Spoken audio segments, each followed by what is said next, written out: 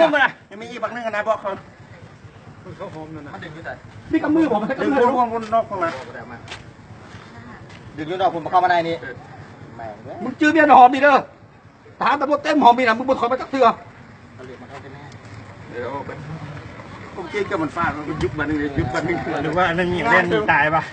นี่งานโตแล้วยักกระเป๋าบุญวันนี้มันเล่นก่อนพ้นตัวมันก็ไปโบราณแล้วผมเมื่อยเว้ยมาดีนะตัวพ่อมาโดนมาดีๆมาดีมัดขามาเยอะละสองอีกบักนึงคนแถวนี้แหละแถวนี้แหละเขามีสักสามคนไปได้เนี่ยเล่นมาเลยยังเล่นรวมเจ็บมันไม่มีปืนอย่างหรอกมีแต่มันยิงไปหนึ่งสัญญาณเนี่ยเมื่อกี้ยุบมันไปยุบที่มาได้เลยผมน้องเป๊ะขาวเลยสักครั้งไล่พุทธน้องพุทธมาเนี่ยนาทีเดียวสักครั้งเนี่ยผมอยู่เนี่ยเป๊ะขึ้นอีกเป๊ะเขาการนี่นะเขามันต่อยเขาทีมันเป็นยังไงมัดไปฮอตแข้งคุณนะมาดึงกระเป๋าไผ่ผู้คือมัวผู้ควายดิให้มันดิผู้ดึงอยู่ไหนลมติลมมึงนะลมบอกชุดเรานี่ก็ลมกระเป๋าเขาวันนี้กระเป๋ามันดึงมาวันนี้ยิงมาดึงมาได้ยินมากก็จะว่าเอาเนื้อ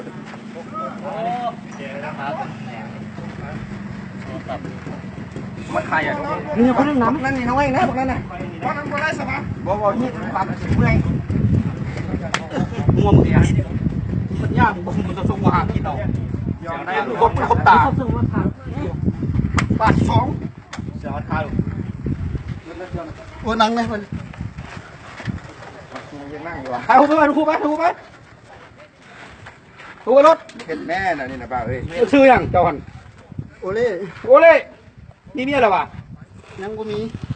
หากินดื้อดูบูตะขาวะฮะหากินดื้อดูบูตะขาวะเขาเจ็บลายได้ไงนะเจ็บเนาะรถรวมว่างไปเลยสองคนนะสองคนเจ็บคนไม่ได้ทำบอกเมื่อกี้ดิบอลรถเข้าได้แล้วน้องว่า